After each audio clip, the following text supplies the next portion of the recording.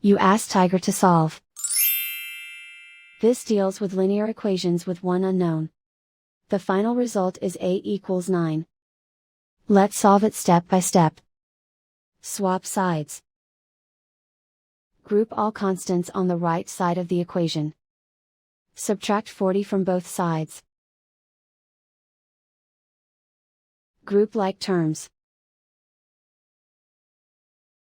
Simplify the arithmetic.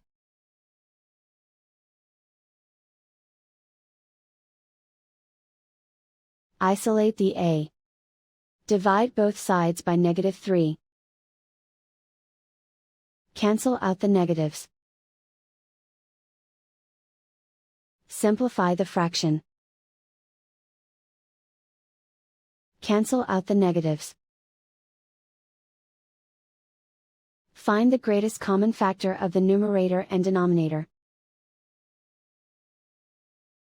Factor out and cancel the greatest common factor. And so the final result is a equals 9.